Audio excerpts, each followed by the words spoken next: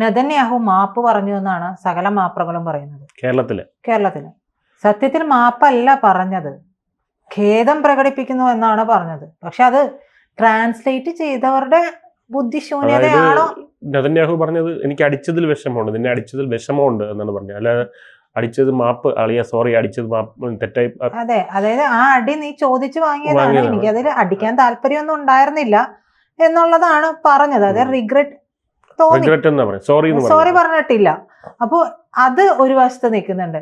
അപ്പൊ ഇപ്പുറത്ത് നോക്കുമ്പോ നമ്മള് ട്രംപിന്റെ പല ചെയ്തികളെയും നമ്മള് ബുദ്ധിയില്ലാത്ത മനുഷ്യൻ എന്നൊക്കെ പറഞ്ഞ് തോന്നുന്നത് പോലെ 21 നുണകൾ പറയുക എന്നൊക്കെ പറയുന്നത് കണക്കിനൊക്കെ പറയുമ്പോൾ ട്രംപിലൊരു ബുദ്ധിരാക്ഷസനുണ്ട് എന്ന് തോന്നുന്ന ചില തീരുമാനങ്ങളും ഒക്കെ വരുന്നുണ്ട്. നമുക്കറിയാം അസീം മുനീറൊക്കെ വന്ന് കാണുകയും ഒക്കെ ചെയ്തതും ഷെഹബാസ് ഷെരീഫ് കൂടെ ഉണ്ടായിരുന്നു. അതിനു മുമ്പ് അസീം മുനീറായിട്ടുള്ള പലതവണ കൂടിക്കാഴ്ചകൾ നടന്നു. ഇത്രയും അധികം ഒന്നും കൂടിക്കാഴ്ചകൾ സാധാരണ ഒരു ഫീൽഡ് മാർഷൽ അല്ലെങ്കിൽ ഒരു പട്ടാള മേധാവി ഒരു രാഷ്ട്രത്തലവനുമായിട്ട് നടത്താറില്ല. പക്ഷെ ഇവിടെ അതും സംഭവിച്ചിട്ടുണ്ട്. അപ്പോൾ അവിടെ പലതരത്തിലുള്ള നീക്കങ്ങൾ ഈ ട്രംപിന്റെ ബുദ്ധിക്കുള്ളിൽ കിടന്നുകൊണ്ട് നടത്തുന്നുണ്ട് എന്നുള്ളതാണ്. സത്യത്തിൽ അത് ബുദ്ധി ഇല്ല എന്ന് നമ്മൾ ട്രംപിനെ ആക്ഷേപിക്കുന്നത് വെറുതെ അല്ലേ? തീർച്ചയായിട്ടും. ഇപ്പം നമ്മൾ ഒരു നേതാവിന് ബുദ്ധി ഉണ്ടോ ഇല്ലയോ എന്ന് നോക്കണമെന്നുണ്ടെങ്കിൽ അവിടുത്തെ ജനങ്ങളെ നോക്കിയാൽ മതി. തമിഴ്നാട് നോക്കിക്കഴിഞ്ഞാൽ നമുക്ക് കുറച്ച് എന്താണ് അവിടുത്തെ നേതാക്കന്മാരെ നോക്കിക്കഴിഞ്ഞാൽ വികാരം വെച്ചിട്ടാണ് അവർ മാർക്കറ്റ് ചെയ്യുന്നത്, വികാരം വെച്ചാണ് അവർ കളിക്കുന്നത്. അപ്പോൾ അതെന്തുകൊണ്ടാണ് അവിടുത്തെ ജനങ്ങൾ അതിവൈകാരികതയുള്ളവരാണ്. കേരളത്തിലെ ജനങ്ങൾ നോക്കിക്കഴിഞ്ഞാൽ അത്രയും വൈകാരികതയില്ല, അവർ കുറച്ചും കൂടെ ഈ ഇൻ്റലക്ച്വലാണ്. അപ്പോൾ അവരുടെ നേതാക്കന്മാർ അത്തരത്തിലുള്ളതായിരിക്കും. നമ്മളിപ്പോൾ നോക്കിക്കഴിഞ്ഞാൽ അതിപ്പോൾ നമ്മൾ ഈ പിണറായി വിജയൻ ആയിക്കോട്ടെ, സ്റ്റാലിൻ ആയിക്കോട്ടെ, അല്ലെങ്കിൽ നരേന്ദ്രമോദി ആയിക്കോട്ടെ, ട്രംപ് ആയിക്കോട്ടെ, നെതന്യാഹു ആയിക്കോട്ടെ, ആരും ആയിക്കോട്ടെ, ഇവരെല്ലാം തന്നെ നേതാക്കന്മാർ ആകുന്നത് എങ്ങനെയാണ്? അവിടുത്തെ ജനങ്ങളുടെ സമ്മതത്തോടെയാണ്. പറയുന്നതെല്ലാം തന്നെ ജനാധിപത്യ വ്യവസ്ഥകളാണല്ലോ ഈ പറഞ്ഞതെല്ലാം തന്നെ. അപ്പോൾ അവിടുത്തെ ജനങ്ങളുടെ, അതായത് ഒരു കെട്ടിയിറക്കിയ നേതാക്കന്മാരല്ലല്ലോ ഇവരാരും തന്നെ. ഇവർ ഗ്രൗണ്ട് ലെവലിൽ നിന്ന് തന്നെ ഉയർന്നു വന്നവരാണ്. അപ്പോൾ അങ്ങനെ വരുന്നുണ്ടെങ്കിൽ അവരുടെ ഈ ജനങ്ങളെ കയ്യിലെടുക്കാനുള്ള ബുദ്ധിയെങ്കിലും അവർക്കുണ്ടായിരിക്കണം. അപ്പം അമേരിക്കൻ ജനത മണ്ടന്മാരാണെന്നുള്ളൊരു അങ്ങനെ ഒരു അഭിപ്രായം ചേച്ചിക്കുണ്ടോ? അമേരിക്കൻ ജനത അല്ലല്ലോ അമേരിക്കൻ ജനത മണ്ടന്മാരാണെന്നുള്ളൊരു അഭിപ്രായം ഉണ്ടോ എന്നാണ് ഞാൻ ചോദിച്ചത്. ഇല്ല. അപ്പോൾ തീർച്ചയായിട്ടും ട്രംപും അത്തരത്തിൽ ഒരു മണ്ടനായിരിക്കും നമുക്ക് പറയാൻ കഴിയില്ല. കാരണം യഥോ പ്രജ തതോ രാജ എന്നാണല്ലോ. അപ്പോൾ അതായത് അമേരിക്കൻ ജനതയ്ക്ക് സ്വതവേയുള്ള കുറേ മണ്ടത്തരങ്ങളുണ്ട്. അതായത് ഈ ട്രംപ് ഈ പറഞ്ഞ മറ്റേ എന്താണ് കൊറോണ പോകാൻ ലൈസോൾ കുടിച്ചാൽ പോരെ എന്നൊക്കെ ചോദിച്ചാൽ കുറേ കാര്യങ്ങളുണ്ട്. അത് ട്രംപ് പറഞ്ഞതിന് പിന്നാലെ കുറേ മണ്ടന്മാർ അത് ഏറ്റുപിടിച്ചിട്ടുണ്ട്. അമേരിക്കയിലെ 50% ആളുകൾ ഇപ്പോഴും വിശ്വസിക്കുന്നുണ്ട് ഈ മാലാഖമാരൊക്കെ ശരിക്കും ഉണ്ട് എന്നൊക്കെ വിശ്വസിക്കുന്ന ആൾക്കാരുണ്ട്. അപ്പോൾ അത്തരത്തിലുള്ള മണ്ടത്തരങ്ങൾ ട്രംപിനും ഉണ്ട്, ഇല്ല എന്ന് പറയുന്നില്ല. പക്ഷേ ഒരു ബിസിനസ്സുകാരൻ എന്നുള്ള രീതിയിൽ, ഒരു നയതന്ത്രജ്ഞൻ എന്നുള്ള രീതിയിൽ, ഒരു ഭരണാധികാരി എന്നുള്ള രീതിയിൽ അമേരിക്കയുടെ കാഞ്ഞ ബുദ്ധി എന്ന് നമ്മൾ പറയാറില്ലേ, അതായത് സാമ്രാജ്യത്വ ശക്തിയുടെ ബുദ്ധി, അധിനിവേശ ശക്തിയുടെ ബുദ്ധി, ആ ബുദ്ധി ഒരു വെള്ളക്കാരനിൽ അലിഞ്ഞു ചേർന്നിട്ടുള്ളതാണ്. അത് ട്രംപിനുണ്ട് എന്നുള്ളത് തന്നെയാണ് ഇപ്പോൾ തെളിഞ്ഞു വരുന്ന ചിത്രങ്ങൾ. അതായത് നമുക്ക് പല പല സംഭവങ്ങൾ ഇങ്ങനെ നമ്മൾ ബിറ്റ്സ് ആൻഡ് പീസസ് ആയിട്ട് കാണുന്നു. അതായത് അസീം മുനീർ അമേരിക്കയിലേക്ക് പോകുന്നു, എന്തിനാണ് പോകുന്നു എന്ന് അറിയുന്നില്ല, ചുമ്മാ വിരുന്നുണ്ണാൻ പോകുന്നു എന്ന് പറയുന്നു. ഇതിനിടയ്ക്ക് ട്രംപും നെതന്യാഹുവും തമ്മിൽ ഒരു അസ്വാരസ്യം ഉണ്ടാകുന്നു. ട്രംപ് പറയുന്നത് നെതന്യാഹു കേൾക്കുന്നില്ല എന്നൊക്കെ പറയുന്നു. നെതന്യാഹു ട്രംപ് തെറി വിളിക്കുന്നു. ഇങ്ങനെ പല പല കാര്യങ്ങൾ. ഇപ്പുറത്ത് തുർക്കിയും കൂടെ പാകിസ്ഥാനും തുർക്കി ഇന്തോനേഷ്യയും കൂടെ പാലസ്തീൻ വേണമെന്ന് അവർ പറയുന്നു. അറബ് നാറ്റോ ഉണ്ടാകുന്നു. ഇങ്ങനെ ബിറ്റ്സ് ആൻഡ് പീസസ് ആയിട്ട് കിടക്കുന്ന പല കാര്യങ്ങളും നമ്മൾ കാണുന്നുണ്ട്.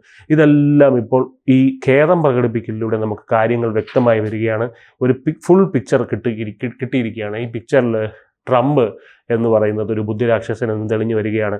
എങ്ങനെയാണ് നമുക്ക് ശത്രുക്കളെ ഒതുക്കാൻ നോക്കിയത് എങ്ങനെയാണെന്ന് നോക്കാം. ഇതിൽ ഇന്ത്യക്കിട്ടും ഒരു ചെറിയ കൊടുക്കാൻ നോക്കി, പക്ഷെ നടന്നില്ല എന്നുള്ളതാണ്. നമുക്കത് അതിലേക്ക് നമുക്ക് കടക്കാം.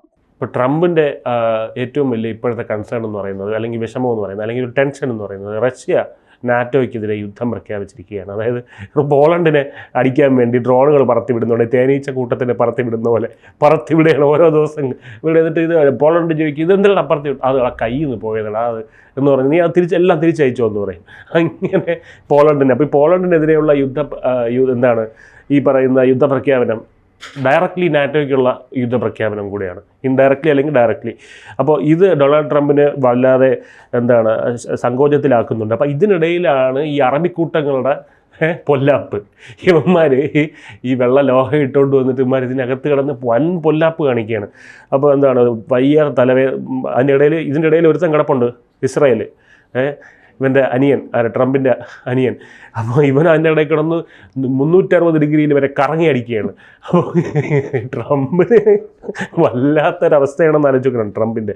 അതായത് ഈ കസേരയിൽ ഇരിക്കുക എന്ന് പറയുന്നത് ഉന്നതങ്ങളിലെ ഇത് എന്ന് പറയും, എന്താ ഏകത്വം, അല്ലെങ്കിൽ ഉന്നതങ്ങളിലെ ഏകത്വം എന്ന് പറയും. നമ്മൾ അതായത് ഓപ്പറേഷൻ ഈ പറയുന്ന ഉറി അറ്റാക്ക് നടന്ന സമയത്ത് എന്ത് ചെയ്യണമെന്ന് നരേന്ദ്രമോദിക്ക് ആരോടും ചോദിക്കാൻ പോലും ഇല്ല. അതാണ് ഉന്നതങ്ങളിലെ ആ ഒരു ശൂന്യത, അല്ലെങ്കിൽ ശൂന്യത എന്നല്ല അതിനെ പറയുന്നത്, ഉന്നതങ്ങളിലെ ആ ഒരു ഏകത്വം. അതായത് ആരുമില്ല, കൂടെ ആരുമില്ല. അപ്പോൾ അതുപോലെ ട്രംപിന് ഇത് ലോകത്തിൻ്റെ പ്രസിഡന്റിൻ്റെ കസേരയാണത്. അവിടെ ഇരിക്കുമ്പോൾ ട്രംപ് ഒന്ന് ആലോചിച്ചു നോക്കുക. ആ കസേരയിൽ നമ്മൾ ഇരിക്കുമ്പോൾ നമുക്കറിയാം, നമുക്കൊരു പഞ്ചായത്ത് പ്രസിഡന്റ് പോട്ടെ, ഒരു ക്ലബിൻ്റെ പ്രസിഡന്റ് ആയി കഴിഞ്ഞാൽ തന്നെ നമുക്ക് ഒരു ഭയമൊക്കെയാണ്. ഇത്രയും പേരെ, ഒരു 100 പേരെ ഞാൻ നിയന്ത്രിക്കണം അല്ലേ എന്ന് പറയുമ്പോൾ തന്നെ. അപ്പോൾ ഈ കസേരയിൽ ഇരിക്കുന്നതിൻ്റെ ചില്ലറ ഉത്തരവാദിത്വമൊന്നുമല്ല. അപ്പോൾ അവിടെ ട്രംപ് പക്ഷെ അവിടെ നിന്നുകൊണ്ട് ട്രംപ് ഒരു ബിസിനസ്സുകാരനെ പോലെ ചിന്തിച്ച് ഇതിനെല്ലാം മറികടന്നിരിക്കുന്നു. അറബി കൂട്ടങ്ങൾക്ക് കൃത്യമായി പണി കൊടുത്തിരിക്കുന്നു എന്നുള്ളതാണ് ഇതിനകത്ത് വന്നിരിക്കുന്നത്. അതായത് അറബ് നാറ്റോ അറിയായിരിക്കും. അറബ് നാറ്റോ കഴിഞ്ഞ ദിവസങ്ങളിലൊക്കെ തന്നെ ചർച്ചയായതാണ്. 80-ലധികം മുസ്ലിം രാഷ്ട്രങ്ങളുണ്ട്. അതിൽ കുറേ പിച്ചച്ചട്ടിയെടുത്ത രാഷ്ട്രങ്ങളുമുണ്ട്, കുറേ സമ്പന്ന രാഷ്ട്രങ്ങളുമുണ്ട്. ഇവരെല്ലാം തന്നെ ഒരു നാറ്റോ സഖ്യം രൂപീകരിക്കുകയാണ്. അപ്പോൾ ഈ സമ്പന്നമായിട്ടുള്ള രാഷ്ട്രീയങ്ങളുടെ കയ്യിൽ നിന്നാണ് അമേരിക്ക എന്ത് വാങ്ങിക്കുന്നത്, എണ്ണയും പിണ്ണാക്കുമൊക്കെ വാങ്ങിക്കുന്നത്. അപ്പോൾ ഇങ്ങനെ ഇവർ അങ്ങനെ വാങ്ങിക്കുമ്പോൾ ഇതാണ് ട്രംപ്. ഇപ്പോൾ അമേരിക്ക ഒരു സാമ്പത്തികമായിട്ടുള്ളൊരു ഇതിൽ അറിയാമല്ലോ, കടന്നു വയ്ക്കുന്ന ടാരിഫ് ഇതെല്ലാം കൊണ്ട് കുറച്ച് പ്രതിസന്ധിയിലോട്ട് കടന്നു വയ്ക്കൊണ്ടിരിക്കുകയാണ്. എല്ലാവരും പറയുന്നത് 1929 സാമ്പത്തിക പ്രതിസന്ധി ഉണ്ടല്ലോ, ദ ഗ്രേറ്റ് ഡിപ്രഷൻ, അത് തിരിച്ചു വരും എന്നൊക്കെ പറയുന്നുണ്ട്. അപ്പോൾ ട്രംപ് ഈ ഒരു അവസ്ഥയിൽ നിൽക്കുമ്പോഴാണ് ഈ അറബി കൂട്ടങ്ങളിൽ നാറ്റോ ഉണ്ടാക്കാൻ പോകുന്നത്. അപ്പോൾ അറബ് നാറ്റോ ഉണ്ടാക്കുന്നത്. അപ്പോൾ ഇവിടെ എന്താണ് അതിനിടയ്ക്കാണ് ഈ പോളണ്ടും റഷ്യയും തമ്മിൽ ഇങ്ങനെ അപ്പുറത്ത് കിടന്ന് അടി ഉണ്ടാക്കുന്നത്. ഇപ്പോൾ എല്ലാ യുദ്ധവും നിർത്തും, നോബൽ സമ്മാനം. ഇപ്പം നോബൽ സമ്മാനമൊന്നും ട്രംപിൻ്റെ സ്വപ്നത്തിലേ ഇല്ല, കാരണം അത് കിട്ടൂല എന്ന് മനസ്സിലായി. അപ്പോൾ ഇനിയിപ്പോൾ ഒറ്റ വഴിയുള്ളൂ, അടിയെങ്കിൽ അടി എന്നുള്ള രീതിയിൽ ആശാനായിട്ടുണ്ട്. ഇനിയിപ്പോൾ അടിച്ച് സമാധാനം വരുത്താനാണെങ്കിൽ ഇനി അങ്ങനെ തന്നെ ഇറങ്ങാം, അടിക്കാൻ പറ്റണവന്മാരൊക്കെ അടിക്കുക എന്നുള്ള രീതിയിൽ തീരുമാനിച്ചിരിക്കുകയാണ്. അപ്പോൾ ഇത് ഇദ്ദേഹം ഇത്രയും നാൾ ചെയ്യുന്നുണ്ടായിരുന്നു, പക്ഷേ പലരും അറിഞ്ഞില്ല എന്നുള്ളതാണ്. അവിടെയൊക്കെയാണ് നമ്മളിനി ഇത് കിടക്കുന്നത്. അതായത് ഈ അമേരിക്ക കൂടെ ഈ ഒരു നാറ്റോ ഇതിനകത്തേക്ക് വലിച്ചഴക്കപ്പെടുന്ന ഒരു സാഹചര്യം ഉണ്ടായി. അതായത് ഈ അറബ് നാറ്റോ ഇപ്പോൾ പറയുന്നത് എന്താണ്, ഞങ്ങൾക്ക്, അതായത് ഈ റഷ്യ പോളണ്ട് യുദ്ധം നടക്കുകയാണ്, അമേരിക്ക അതിനകത്ത് പെട്ടിരിക്കുകയാണ്. കാരണം എന്താണ്, നാറ്റോ അതിനകത്ത് ഉൾപ്പെട്ടിട്ടുണ്ട്. പോളണ്ട് നാറ്റോ രാജ്യമാണല്ലോ. അപ്പോൾ ഇത് മുതലാക്കി അറബ് നാറ്റോ അമേരിക്കയോട് പറയുന്നത് എന്താണ്, ഞങ്ങൾ നിങ്ങൾക്ക് എണ്ണ തരണമെങ്കിൽ ഞങ്ങൾക്ക് കുറച്ച് ഡിമാൻഡൊക്കെ ഉണ്ട് എന്ന് പറഞ്ഞ്. അപ്പോൾ ട്രംപ് ഞാഞ്ഞൂലും തലവെക്കിയോ എന്നുള്ള രീതിയിൽ നോക്കി. അപ്പോൾ അങ്ങനെ ഒരു സാഹചര്യം വന്നല്ല. അതായത് ഈ പെര കത്തുമ്പോൾ എന്താണ് പറയുക, വാഴ വെട്ടുക അല്ലേ, അങ്ങനെ പറയുന്ന ഒരു സെറ്റപ്പിലോട്ടാണ് അറബികൾ ഇപ്പോൾ വന്നിരിക്കുന്നത്. അപ്പോൾ ഡൊണാൾഡ് ട്രംപ് എന്ന് പറഞ്ഞാൽ ഇതുപോലത്തെ ഒരുപാട് പ്രതിസന്ധികൾ, ബാങ്ക്രപ്റ്റ് ആയിട്ടുള്ള മനുഷ്യനാണ്. ബാങ്ക്രപ്റ്റ് ആയത്, അതായത് പാപ്പരായ മനുഷ്യനാണ്. പലതവണ തിരിച്ച് ബിസിനസ് സാമ്രാജ്യം തിരികെ കൊണ്ടുവന്നിട്ടുണ്ട്. അപ്പോൾ അതുപോലെ അദ്ദേഹം ചിന്തിക്കാൻ തുടങ്ങി. ഇവിടെ എങ്ങനെയാണ് മണ്ണ് രുചിക്കുന്ന അവസ്ഥയിൽ നിന്ന് പലവട്ടം തിരിച്ചെഴുന്നേറ്റ് നിന്നുള്ള മനുഷ്യനാണ്. അപ്പോൾ ആ രീതിയിൽ അദ്ദേഹം ഇവിടെയും ചിന്തിച്ചു എന്നുള്ളതാണ്. അതായത് ട്രംപ് ഒരു പദ്ധതി അങ്ങോട്ട് മെനഞ്ഞു. അതായത് ഈ ഖത്തറിനെ ഇസ്രായേൽ ആക്രമിച്ചിരുന്നല്ലോ, നേരെ നെതന്യാഹുവിനെ വിളിച്ചു. ഖത്തറിനെ ഇസ്രായേൽ ആക്രമിച്ചപ്പോഴുള്ള ട്രംപിൻ്റെ പ്രതികരണങ്ങൾ കണ്ടിരുന്നു. അതായത് ഞാനിത് അറിഞ്ഞില്ല, ഇത് അറിഞ്ഞിട്ടേ ഇല്ല എന്നുള്ള രീതിയിലായിരുന്നു പ്രതികരിച്ചത്. അപ്പോൾ നമ്മുടെ ഈ ഖത്തർ അമീർ എന്നല്ലേ പറയുന്നത്, ഖത്തറിൻ്റെ തലവൻ, ഖത്തർ അമീർ ഇവിടെ ഇദ്ദേഹത്തിനെ വിളിച്ചിരുന്നു, ഡിന്നറിന് വിളിച്ചിരുന്നു. അപ്പോൾ ഈ സ്വർണ്ണത്തളികയിൽ അത്താഴമൊക്കെ വിളമ്പി ട്രംപ് അതെല്ലാം കഴിച്ച് എമ്പൊക്കം വിട്ടിട്ട് പോയി. അന്ന് രാത്രിയാണ് ഖത്തറിനെ ആരടിക്കുന്നത്, ഇസ്രായേൽ അടിക്കുന്നത്. അപ്പോഴാണ് ഞാൻ അറിഞ്ഞില്ല ഇതെപ്പോൾ എന്നൊക്കെ ചോദിച്ചത്. അത് കഴിഞ്ഞിട്ട് അപ്പോൾ ഖത്തർ അമീറിന് മനസ്സിലായി, നീ അറിയാതെ നടക്കൂലല്ലോ എന്നുള്ള രീതിയിൽ.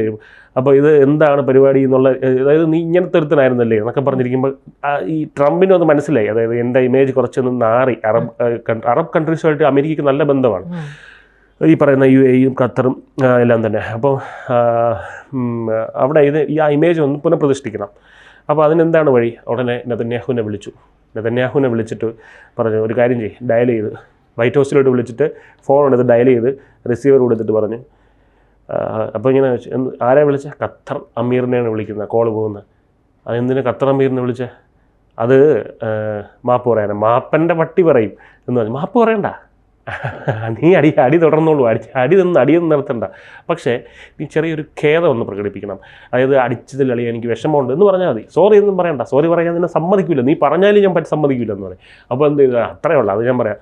എന്ത് പറഞ്ഞിട്ട് അളിയെ അടിച്ചതിന് സോറി ഉണ്ടെന്ന് ആര് പറഞ്ഞു? എന്നാൽ തന്നെ സോറിയല്ല, അടിച്ചതിന് വിഷമമുണ്ട്, ഇതിൻ്റെ ഒരു സെക്യൂരിറ്റി ഗാർഡൊക്കെ മരിച്ചു എന്ന് അറിഞ്ഞു, ഞാൻ അവരെയൊന്നും കൊല്ലാനല്ല ഉദ്ദേശിച്ചത്, ഈ ഹമാസോളികളെ കൊല്ലാനാണ് ഞാൻ ഉദ്ദേശിച്ചത് എന്ന് പറഞ്ഞു. എന്ത് ചെയ്യാം, നീ ഈ പറയുന്ന അവന്മാർക്ക് എന്തിനാണ് അഭയം കൊടുത്തത്, നീ എന്തിനാണ് അങ്ങനെ അഭയം കൊടുത്തത് എന്നൊക്കെ പറഞ്ഞു. നെതന്യാഹു അങ്ങനെയൊക്കെ വ്യസനിച്ച് പറഞ്ഞു. അപ്പോൾ എന്തായാലും ഇതിൽ 50% ഓക്കെ ആയി ഖത്തർ അമീർ, 50% സന്തോഷം. വിഷമം ഉണ്ടെന്ന് പറഞ്ഞല്ലോ, ഒന്നും പറയാതിരിക്കുകയായിരുന്നല്ലോ ഇതുവരെ. അപ്പോൾ ട്രംപിന് മനസ്സിലായി 50% ഓക്കെ ആയുള്ളൂ ഖത്തർ അമീർ. അപ്പോൾ ട്രംപ് എന്ത് ചെയ്തു, ഇതിന് പിന്നാലെ ഇവനെ ഒന്ന് തണുപ്പിക്കണം, ഇവനെ ഒന്ന് കുറച്ചും കൂടെ തണുപ്പിക്കണ്ടേ ഖത്തർ അമീറിന്. അതിന് ട്രംപ് പിന്നാലെ പിന്നാലെ തന്നെ ട്രംപ് ഒരു പ്രസ്താവനയായിട്ട് ഇറങ്ങി. ട്രംപ് പറഞ്ഞു, ഇനി ഖത്തറിനെ തൊടുന്നത് അമേരിക്കയെ തൊടുന്നതിന് തുല്യമാണ്. അത് കുറച്ചാൾ മുന്നേ സൗദി പറഞ്ഞത് കേട്ടിട്ടുണ്ടായിരിക്കും. ഇനി പാകിസ്ഥാനെ തൊട്ടാൽ സൗദിയെ തൊടുന്ന പോലെയാണ്. അതൊരു മറ്റ് ആവശ്യങ്ങൾക്കുള്ള ഡീലായിരുന്നു, ഇന്ത്യക്കെതിരെയുള്ള ഭീഷണിയൊന്നുമല്ല. അതുപോലെ ഇതൊരു ഉപരിപ്ലവമായിട്ടുള്ള ഒരു ഇതാണ് ഇത്. പക്ഷേ ഇത് ഖത്തർ അമീർ ഇതിലൊക്കെ അമേരിക്കയുമായിട്ട് സഖ്യം എന്ന് പറഞ്ഞാൽ ഓക്കെ, അത് ഓക്കെയാണ്. അപ്പോൾ നീ ഇപ്പോൾ ഹാപ്പി അല്ലളിയാ എന്ന് പറഞ്ഞപ്പോൾ ഹാപ്പി എന്ന് പറഞ്ഞു. അപ്പോൾ അങ്ങനെയാണ് അവിടെ ആ പ്രശ്നം അവിടെ കൊണ്ട് തീർത്തു. നെതന്യാഹു മാപ്പ് പറഞ്ഞു, ഇല്ല ഖത്തർ ഓക്കെ ആയോ, ഓക്കെ ആയി. ഇതാണ് നയതന്ത്രം എന്ന് പറയുന്നത്, ദിസ് ഇസ് ബിസിനസ്.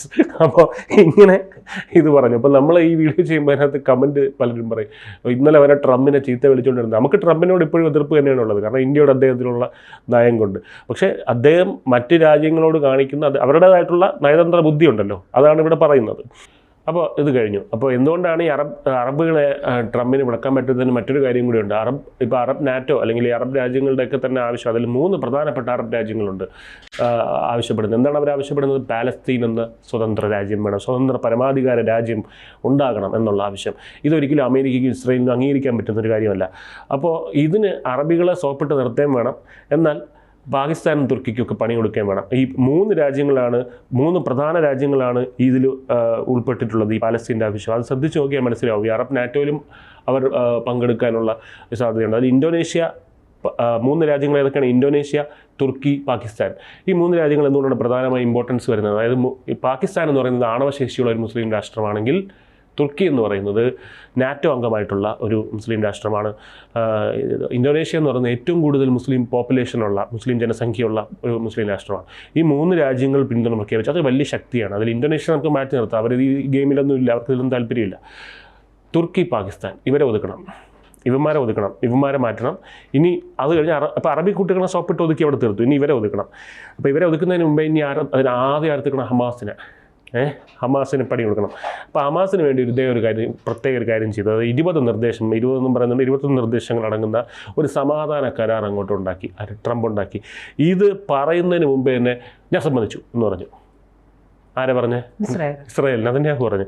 അപ്പോൾ ഹമാസ് ഞാൻ നോക്കിയിട്ട് പറഞ്ഞു, ഇത് പറയുന്നതിന് മുമ്പ് തന്നെ ഇവൻ സമ്മതിച്ചെങ്കിൽ ഈ കരാർ ഉണ്ടാക്കിയത് ഇവനല്ല, മറ്റവനാണ്, അതായത് ഇസ്രായേലാണ് ഇത് ഉണ്ടാക്കിയത്. അങ്ങനെ സംശയിച്ച് ഇസ്രായേൽ ഇങ്ങനെ നിൽക്കുകയാണ്, ഒപ്പിടണ്ട ഇതെന്തോ ചതിയുണ്ട് എന്ന് പറഞ്ഞ് ജൂത ക്രിസ്ത്യാനി കൂട്ടങ്ങൾ പണ്ടേ ചതിയന്മാരാണ് എന്നുള്ള രീതിയിൽ ഇങ്ങനെ ഹമാസ് നിൽക്കുകയാണ്. അപ്പോൾ ട്രംപ് ഈ കരാറിനെ കുറിച്ച് ചർച്ച ചെയ്യാമെന്നും പറഞ്ഞു ഇസ്രായേലിനെ വിളിപ്പിക്കുന്നു. അപ്പോൾ പല മുസ്ലിം രാഷ്ട്രങ്ങളെയൊക്കെ വിളിപ്പിക്കുന്നു. ഇവിടുത്തെ മാധ്യമങ്ങളൊക്കെ അപ്പോൾ എന്ത് ചെയ്തു? ഇസ്രായേൽ മുട്ടുമടക്കുന്നു, ഹമാസിന് മുമ്പിൽ മുട്ടുമടക്കുന്നു, ട്രംപിന് വേറെ വഴിയില്ല എന്നൊക്കെ പറഞ്ഞു. പക്ഷേ അതേ ദിവസം തന്നെ ട്രംപ് രഹസ്യമായിട്ട് നെതന്യാഹുവിനെ വിളിച്ചിട്ട് പറഞ്ഞു പൂശടാന്ന് പറഞ്ഞു. അപ്പോൾ എന്ത് ചെയ്തു? 140 ഇടങ്ങളിലാണ് ഹമാസിനെതിരെ ഒറ്റ അടിക്ക് അവിടെ ഇസ്രായേൽ ആക്രമണം നടത്തിവിട്ടത്. 140 ഇടങ്ങളിലാണ്. അപ്പോൾ ഇതേ വായുകൊണ്ട് തന്നെ ഇവിടുത്തെ കേരള മാപ്രകൾക്ക് അന്ന് വൈകുന്നേരം തന്നെ പറയേണ്ടി വന്നു, ഇസ്രായേൽ ഗാസയിൽ 140 ഇടങ്ങളിൽ ഹമാസിനെതിരെ ആക്രമണം അഴിച്ചു വിട്ടു എന്ന് പറഞ്ഞ് വളരെ വിഷമത്തോടെ അവരിങ്ങനെ പറയുന്നുണ്ടായിരുന്നു. അങ്ങനെ 140 ഇടങ്ങളിൽ ആക്രമണം നടത്തി കഴിഞ്ഞ ശേഷം ഹമാസിനെ വിളിച്ചു വെച്ചിട്ട് ഓക്കെ അപ്പോൾ നമുക്ക് സമാധാന കരാർ ഒപ്പിടാം അല്ലേ എന്ന് പറഞ്ഞു. അപ്പോൾ ഹമാസ് പറഞ്ഞു, നിൻ്റെ വല്ലയിടത്തും കൊണ്ട് നമുക്കൊന്നും ഒപ്പിടാനൊന്നും പറ്റില്ല, ഇത് സമാധാന കരാറാണ് എന്ന് പറഞ്ഞ്. അപ്പോൾ ഈ സമാധാന കരാർ നോക്കിയപ്പോഴാണ് മനസ്സിലായത് എന്തൊക്കെ എഴുതിയിരിക്കുന്നത്. ഹമാസിൻ്റെ നിരായുധീകരണം, ഹമാസ് എന്ന സംഘടന തന്നെ ഡിസ്മാൻഡിൽ ചെയ്യണം, ഇല്ല ഇല്ലാതാക്കണം. പിന്നെ പാലസ്തീൻ സ്വതന്ത്ര പരമാധികാര രാജ്യമായിക്കോട്ടെ, പക്ഷേ അത് ഭരിക്കുന്നത് ഹമാസ് അല്ല. അവിടെ ജനാധിപത്യമായി തിരഞ്ഞെടുത്ത സർക്കാരായിരിക്കണം. അത് മാത്രമല്ല, ഇപ്പോൾ ബന്ദികളെ, ഈ 48 ബന്ദികളുണ്ടല്ലോ, ഇസ്രായേലി ബന്ദികളെല്ലാം വിട്ടുകൊടുക്കണം. അതും കഴിഞ്ഞ് ഈ ഗാസയിൽ ഒരു ബന്ധം എപ്പോഴും അമേരിക്കയ്ക്ക് ഉണ്ടായിരിക്കും. ഗാസയിൽ എന്ത് നടന്നാലും അത് ആരറിയും? അമേരിക്ക അറിഞ്ഞിട്ടേ ഇവിടെ കാര്യങ്ങൾ നടക്കുകയുള്ളൂ. അപ്പോൾ ഇതെല്ലാം കണ്ടപ്പോൾ ഹമാസിന് മനസ്സിലായി നടപടിയാവത്തില്ല എന്നുള്ളത്. ഹമാസിൻ്റെ നിരായുധീകരണം എന്ന് പറയുമ്പോൾ തന്നെ, ഡിസ്മാൻഡ്ലിംഗ് എന്ന് പറയുമ്പോൾ തന്നെ തീർന്നില്ല. അപ്പോൾ പിന്നെ ഈ ബന്ദികളെ വിട്ടുകൊടുക്കുക എന്നുള്ളത് ഒട്ടും ഹമാസിന് ചിന്തിക്കാൻ പറ്റാത്ത കാര്യമാണ്. കാരണം ഈ ബന്ദികൾ ഉള്ളത് കൊണ്ടാണ് ഇസ്രായേൽ ഇങ്ങനെ പോകുന്നത് വലിയ രീതിയിൽ. അതായത് ഇസ്രായേൽ ഇങ്ങനെ വലിയ രീതിയിൽ അടിക്കാത്തത്. ഈ ബന്ദികളെ എങ്ങാനും തിരിച്ചു കൊടുത്തു കഴിഞ്ഞാൽ 10 ഇരട്ടിയായിട്ട് ഇസ്രായേൽ ഇവന്മാരെ അറഞ്ചം പുറഞ്ഞെടുത്ത് പൂശു എന്നുള്ള കാര്യം ഹമാസിനറിയാം. അത് കൊണ്ടാണ് ഈ ബന്ദികളെ വിട്ടുകൊടുക്കുന്നത് ചിന്തിക്കാൻ പോലും പറ്റാത്ത കാര്യം. അതവിടെ വിട്ടേക്കും. അപ്പോൾ ഹമാസ് അപ്പം അത് കഴിഞ്ഞ് ഈ കരാറിൽ മറ്റൊരു കാര്യം കൂടെ പറയുന്നുണ്ട്. ഇസ്രായേൽ സൈന്യം പിൻവലിക്കും എന്ന് പറയുന്നുണ്ട് ഈ ഇടങ്ങളിൽ നിന്നൊക്കെ.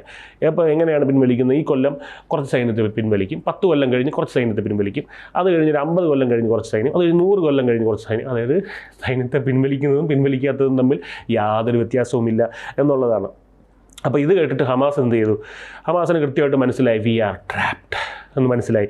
ഹമാസ് പറഞ്ഞു ഇതിൽ ഒപ്പിടാൻ പറ്റില്ല എന്ന് പറയുമ്പോൾ അമേരിക്ക എന്ത് ചെയ്യും എന്നുള്ള കാര്യം ഹമാസിന് നല്ല വ്യക്തമാണ്. ഇതാണ്, അത് ഒപ്പിട്ടാലും മതി, ഒപ്പിട്ടില്ലെങ്കിലും മതി. അതായത് അനങ്ങിയാലും പൊട്ടിക്കും, അനങ്ങിയില്ലെങ്കിലും പൊട്ടിക്കും എന്നുള്ള അവസ്ഥയാണ് എന്നുള്ള മനസ്സിലായി. ഹമാസ് പറഞ്ഞു സമാധാന കരാറിൽ ഒപ്പിടാൻ പറ്റില്ല എന്ന് പറഞ്ഞു. അപ്പോൾ ട്രംപ് ചോദിച്ചു, അപ്പോൾ സമാധാനം വേണ്ടേ എന്ന് ചോദിച്ചു. അപ്പോൾ ഹമാസ് എടാ പട്ടി എന്നുള്ള രീതിയിൽ ഇങ്ങനെ നോക്കി. അപ്പോൾ അടുത്ത നിമിഷം തന്നെ ട്രംപ് പറഞ്ഞതാ ഹമാസിന് ഒപ്പിടാൻ താല്പര്യമില്ല, ഹമാസിന് സമാധാനത്തിന് താല്പര്യമില്ല. ഇനിയിപ്പോൾ നമുക്ക് അറബ് നാറ്റോയെ വിളിച്ചിട്ട് അവരുടെ അടുത്തൊക്കെ പറഞ്ഞു, അറബ് രാജ്യങ്ങളൊക്കെ വിളിച്ചിട്ട് പറഞ്ഞു നിങ്ങളുടെ ആവശ്യമൊക്കെ നമുക്ക് മനസ്സിലാവും, പലസ്തീൻ വേണം, പക്ഷേ ഹമാസിന് താല്പര്യമില്ല, എന്ത് ചെയ്യാൻ പറ്റും എന്ന് പറഞ്ഞിട്ട് ട്രംപ് ഈ സമാധാന കരാറിൽ ഒപ്പിടാൻ താല്പര്യമില്ല, ഇനിയിപ്പോൾ അടി അല്ലാതെ മറ്റൊരു മാർഗ്ഗമില്ല എന്നുള്ള രീതിയിൽ ഇസ്രായേലിനോട് പറഞ്ഞു അവസാന അന്ത്യയുദ്ധത്തിന് ഇറങ്ങിക്കോ എന്ന് പറഞ്ഞു.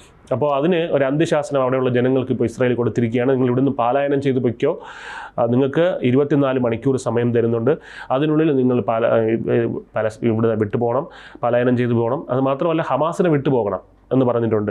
24 മണിക്കൂറിനകം അവിടെ നിന്ന് ഒഴിഞ്ഞു പൊയ്ക്കോണം. അങ്ങനെ പോകാത്തവരെല്ലാം തന്നെ നമ്മൾ തീവ്രവാദികളായിട്ട് കണക്കാക്കും. പിന്നെ അവർക്ക് മേൽ നമ്മൾ ബോംബ് മഴ പെയ്യിക്കും. പിന്നെ സ്ത്രീകൾ, കുട്ടികൾ, ഗർഭിണികളൊന്നും പറഞ്ഞുകൊണ്ട് വരരുത്. അതുകൊണ്ട് എല്ലാവർക്കും പോകാനുള്ള 24 മണിക്കൂർ സമയം തന്നിട്ടുണ്ട്. ഇതിൻ്റെ കൂടെ തന്നെ ട്രംപ് ഒരു ഡയലോഗ് കൂടെ പറഞ്ഞിട്ടുണ്ട്. അതായത് 3 ദിവസം നിനക്കൊക്കെ സമയം തരും, 3 ദിവസത്തിനകം തീരുമാനമാക്കിയില്ല എന്നുണ്ടെങ്കിൽ ഹമാസിൻ്റെ ആസനത്തിൽ കൊണ്ട് അമിട്ട് പൊട്ടിക്കും എന്ന് ട്രംപ് കൃത്യമായി പറഞ്ഞിട്ടുണ്ട്. അപ്പോൾ ഇതുവരെയാണ് ഇപ്പോൾ കഥ വന്നെത്തി നിൽക്കുന്നത്. ഇതെങ്ങോട്ട് പോകുമെന്നുള്ളത് പല ആൾക്ക് ലോകമൊട്ടാകെ ഉദ്വേഗഭരിതമായി നോക്കിക്കൊണ്ടിരിക്കുകയാണ്. അപ്പോൾ ഈ സാഹചര്യത്തിലാണ് ഇനി അടുത്ത ഒതുക്കാനുള്ളത് ആരെയാണ്? പാക്കികളെയും തുർക്കികളെയും. അപ്പോൾ ഇവരെ ഒതുക്കാൻ വേണ്ടി അപ്പോൾ പാകിസ്ഥാൻ അപ്പോൾ ചാടിത്തുള്ളി അമേരിക്കയിലോട്ട് പോകുന്നതൊക്കെ നമ്മൾ കണ്ടല്ലോ. അസീം മുനീർ അവരുടെ ഫെയിൽഡ് മാർഷൽ അസീം മുനീർ പാകിസ്ഥാനിൽ ഇടയ്ക്ക് പോയി വിരുന്നുണ്ടെന്നൊക്കെ കണ്ടല്ലോ. അവിടെ വിളിക്കുമ്പോഴൊക്കെ ചെന്ന് നക്കിയിട്ട് വരും. അപ്പോൾ അങ്ങനെ പോകുന്നത് കണ്ടായിരുന്നു. അപ്പോൾ ഇതിൻ്റെ അന്ന് നക്കാൻ പോകുന്നതിൻ്റെയൊക്കെ ഉദ്ദേശം ഇപ്പോഴാണ് മനസ്സിലായത്. ഇപ്പോഴാണ് അമേരിക്ക നക്കാൻ കൊടുക്കുന്നുണ്ടെങ്കിൽ അതിന് കൃത്യമായ കാരണം ഉണ്ടായിരിക്കും എന്നുള്ളത് ഈ പൊട്ടന്മാർക്ക് അറിയില്ലായിരുന്നു. അപ്പോൾ അമേരിക്കയുടെ അടുത്ത് പോയപ്പോഴൊക്കെ തന്നെ ഈ നമ്മുടെ ഷഹബാസ് ഷരീഫ് അടുത്ത് പോയിരുന്നു. അപ്പോൾ ട്രംപിൻ്റെ അടുത്ത് നിന്ന് ചിരിക്കുന്നു, കൈ പിടിക്കുന്നു, തോളത്ത് കൈ ഇടുന്നു. ട്രംപ് ഇങ്ങനെ ഇടയ്ക്ക് രൂക്ഷമായിട്ടൊന്ന് നോക്കുന്നുണ്ട്, ഇങ്ങനെ അവസരം മുതലാക്കണോടാ പട്ടി എന്ന് വെച്ചിട്ട് ചോദിക്കുന്നുണ്ടായിരുന്നു. അപ്പോൾ അതൊന്നും വഹിക്കാതെ തന്നെ നമ്മൾ ഞാനും ട്രംപും ഒക്കെ ഒരു വൈബാ, ട്രംപ് ഇവിടെ വച്ചാനാ കണ്ടടാ എന്നൊക്കെ ചോദിച്ച് ലോകമൊട്ടാകെ കാണിക്കാൻ, പാകിസ്ഥാനും അമേരിക്കയും നല്ല സുഹൃത്തുക്കളാണ്, റഷ്യ ഇന്ത്യയും പോലെ എന്ന് കാണിക്കാൻ വേണ്ടിയുള്ള ഒരു വ്യഗ്രത, അത്രയേ ഉള്ളൂ. പക്ഷേ ട്രംപ് ചൈന ഇത് കണ്ടിട്ടൊന്ന് മുറുമുറുത്തു. കാരണം ഇന്നലെ വരെ പാകിസ്ഥാനിൻ്റെ തന്ത ചൈന ആയിരുന്നല്ലോ. അപ്പോൾ ചൈന പറഞ്ഞു, ബഗ്രാം എന്ന് പറഞ്ഞൊരു വ്യോമതാവളമുണ്ട്, അത് അമേരിക്ക എടുക്കുമെന്നെന്തോ പറഞ്ഞിട്ടുണ്ട്, അവന്മാരെങ്ങാനും ഇങ്ങോട്ട് കാലെടുത്ത് കുത്തി അടിച്ചവൻ്റെയൊക്കെ സെല്ലാർ അടിച്ച് പൊട്ടിക്കൂ എന്നുള്ള രീതിയിൽ പറഞ്ഞു. അപ്പോൾ അങ്ങനെ പറഞ്ഞതും ഇത് അവരുടെ അടുത്ത് നിന്ന് പറഞ്ഞേക്കാൻ പറഞ്ഞു. അങ്ങനെ എന്ത് ചെയ്തു? പാകിസ്ഥാൻ, ഇറാനും ചൈനയും അഫ്ഗാനിസ്ഥാനും കൂടെ ചേർന്ന് ഒരു യോഗം കൂടി. ആ യോഗം കൂടിയിട്ട് ഇതിനെ ഞങ്ങൾക്ക് അപലപിക്കണം എന്ന് പറഞ്ഞു. ഇവരെല്ലാവരും കൂടെ പറഞ്ഞു എന്താണ് ഈ അഫ്ഗാനിസ്ഥാൻ ബഗ്രാം വ്യോമത്താവളം അമേരിക്ക എടുക്കുന്നതിനെ അപലപിക്കണം. പാകിസ്ഥാൻ പറഞ്ഞു അയ്യോ അതൊക്കെ മോശമില്ല, അപലപിക്കേണ്ടത് നമ്മൾ നിങ്ങളൊക്കെ അപലപിച്ചോളൂ, നമ്മളിവിടെ മിണ്ടാതിരുന്നോളാം എന്ന് പറഞ്ഞു. അവരപലപിക്കുമ്പോൾ അത് മോശമല്ലേ, നമ്മൾ ട്രംപുമായിട്ടൊക്കെ ഇപ്പോൾ ഒന്ന് കൂട്ടായി വന്നേ ഉള്ളൂ എന്ന് പറഞ്ഞു. അപ്പോൾ മോശമായിട്ടുള്ള ഇത് അപ്പോൾ പറഞ്ഞത് ഈ അപലപിക്കുന്ന കാര്യം പ്രശ്നമൊന്നുമില്ല, അപലപിക്കുകയല്ലേ ചെയ്യുന്നത്, എല്ലാവരും ചെയ്യുന്നത്, അതിൽ കാര്യമൊന്നും കുഴപ്പമില്ല എന്ന് പറഞ്ഞു. അപ്പോൾ കുഴപ്പമില്ലല്ലേ എന്ന് പറഞ്ഞിട്ട് എങ്കിൽ അങ്ങ് അപലപിക്കുക എന്ന് പറഞ്ഞ് പാകിസ്ഥാൻ അപലപിച്ചതിൻ്റെ തൊട്ടടുത്ത ദിവസം ആര് വിളിച്ചു? ട്രംപ് വിളിച്ചു. നീ അപലപിച്ചല്ലേ എന്ന് ചോദിച്ചു. അപ്പോൾ അയ്യോ അത് ചൈന നിർബന്ധിച്ചുകൊണ്ടാണ് എന്ന് പറഞ്ഞു. അപലപിച്ചെങ്കിൽ ഒരു കാര്യം പറയാനുണ്ട്.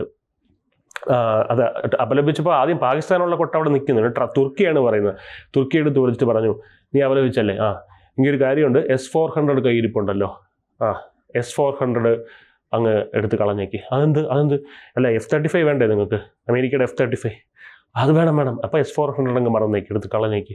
അപ്പോൾ അത് നമ്മൾ കുറച്ചിരി നല്ല പൈസ കൊടുത്ത് വാങ്ങിച്ചതാണ്, അത് പെട്ടെന്ന് കളയാനൊന്നും പറ്റില്ല എന്ന് പറഞ്ഞപ്പോൾ പറഞ്ഞു അത് കളയണ്ട, അത് ഇന്ത്യക്ക് കൊടുത്താൽ മതി. ഇന്ത്യക്ക് കൊടുത്ത ഉടനെ പാകിസ്ഥാൻ അത് വല്ലാത്ത ഏർപ്പാടായി പോയി കേട്ടാ എന്ന് പറഞ്ഞു. അപ്പോൾ അങ്ങനെ പറഞ്ഞപ്പോൾ ഇതാണ് ഇവർ S-400 അമേരിക്ക അതാണ് പറഞ്ഞത്. മോദി ഇന്ത്യയെ വിളിച്ചിട്ട് പറഞ്ഞു S-400 വേണോ എന്ന് പറഞ്ഞു. S-400 അതെ ഇന്ത്യ പറഞ്ഞു S-400. തുർക്കിയുടെ S-400 അതെ തുർക്കിയുടെ S-400 അല്ല അത് വേണ്ടേ നിങ്ങൾക്ക്? അല്ല നമുക്ക് ഒരെണ്ണമുണ്ട് അത് മതി എന്ന് പറഞ്ഞു. അപ്പോൾ നമ്മളെ ഒന്ന് ജാക്കറ്റ് പിടിക്കാൻ നോക്കിയതാണ്. അപ്പോൾ റഷ്യ പറഞ്ഞു S-400 നിനക്ക് വേണ്ടെങ്കിൽ ഇങ്ങനത്തെ സോഴ്സ് കോഡ് ഒന്നും ഇവർക്ക് കൊടുത്തിട്ടില്ല, ടെക്നോളജി ഒന്നും കൊടുത്തിട്ടില്ല, നമ്മൾ ഇന്ത്യക്ക് കൊടുത്തോളാം എന്ന് പറഞ്ഞു. അപ്പോൾ അവിടെ അമേരിക്കയുടെ കളി റഷ്യ അങ്ങ് ഒരു ഇതിട്ടങ്ങ് നിർത്തി. അതിനുശേഷം എന്താണ് പാകിസ്ഥാൻ പാകിസ്ഥാൻ ഒതുങ്ങി, തുർക്കി ഒതുങ്ങി. ഇവിടെ ഈ ഒരു കളിയിൽ എന്താണ് F-35 ഇപ്പോൾ തുർക്കിക്ക് F-35 കൊടുക്കുമെന്നൊക്കെയാണ് പറഞ്ഞിരിക്കുന്നത്. അപ്പോൾ ഈ ഒരു കളിയിൽ പാകിസ്ഥാനും തുർക്കിയും ഇങ്ങനെയാണ് ട്രംപ് ഒതുക്കിയത്. ഈ ബഗ്രാം വ്യോമതാവളത്തിൽ അവിടെ നിലയുറപ്പിച്ചോ എന്ന് ചോദിച്ചാൽ നിലയുറപ്പിക്കുകയും ചെയ്തു. അങ്ങനെ ഇതൊക്കെ ശരിക്കും പറഞ്ഞാൽ ഈ പറയുന്ന പാക്കികൾക്കും തുർക്കികൾക്കും അറിയില്ലായിരുന്നു അമേരിക്കയുടെ. ഇത് കൃത്യമായിട്ട് ഇന്ത്യക്ക് അറിയാം. ഇവൻ്റെ അടുത്ത് ചങ്ങാത്തം എങ്ങനെ മെയിൻറ്റെയിൻ ചെയ്യണമെന്നുള്ള കാര്യം അറിയാം. അതുകൊണ്ടാണ് ഒരു അകലമിട്ടെപ്പോഴും ഇന്ത്യ അമേരിക്കയുമായിട്ട് ചങ്ങാത്തം. കാരണം ഇതാണ് ഇവൻ്റെ ബുദ്ധി എന്ന് പറയുന്നത്, അമേരിക്കക്കാരൻ്റെ ബുദ്ധി. അപ്പോൾ എന്തായാലും ഈ S-400 റഷ്യ പറഞ്ഞു നമ്മൾ ഇന്ത്യക്ക് കൊടുത്തോളാം എന്ന് പറഞ്ഞിട്ടുണ്ട്. ഇതിനിടയ്ക്ക് ഇസ്രായേൽ കാര്യം ഇന്ത്യയെ ഒന്ന് കോട്ട് ചെയ്തിട്ടൊരു കാര്യം പറഞ്ഞിട്ടുണ്ട്. നമുക്ക് ഇനിയും കൂടുതൽ ഡിഫൻസ് കാര്യങ്ങളിലൊക്കെ വേണം, നമുക്ക് എങ്ങനെ വേണം പറഞ്ഞ് ഇസ്രായേലോ അതിനെന്താ നമുക്ക് കുറച്ച് അങ്ങനെയുള്ള കരാറിലേക്ക് കിടക്കാം. അങ്ങോട്ടും ഇങ്ങോട്ടും ഇവർ തമ്മിലുള്ള ബിസിനസ്സുകളുണ്ടല്ലോ, ഈ പറയുന്ന ഡിഫൻസ് വ്യാപാരങ്ങളുണ്ട്. അപ്പോൾ എന്തായാലും ഇനി വരും ദിവസങ്ങളിലാണ് ഇതിന് ബദലായി പുടിൻ്റെ ഭാഗത്ത് നിന്നുണ്ടാകും അല്ലെങ്കിൽ ഇപ്പുറത്തെ സൈഡിൽ നിന്ന് എന്തുണ്ടാകുമെന്നുള്ള ഇതിനെ എങ്ങനെ പ്രതിരോധിക്കും. ഇനി ഈ നാറ്റോയ്ക്ക് നേരെയുള്ള പുടിൻ്റെ യുദ്ധപ്രഖ്യാപനം ഉണ്ടല്ലോ, അതിനെ ട്രംപ് എങ്ങനെ ഈ ബുദ്ധി കൊണ്ട് നേരിടും എന്നൊക്കെ ഉള്ളത് ഇനി വരും ദിവസങ്ങളിൽ കാണാം. കൂടുതൽ വാർത്തകളും വിശേഷങ്ങളും നിങ്ങളിലേക്ക് എത്താൻ ABC മലയാളം സബ്സ്ക്രൈബ് ചെയ്യുക, ബെൽ ബട്ടണും അമർത്തുക.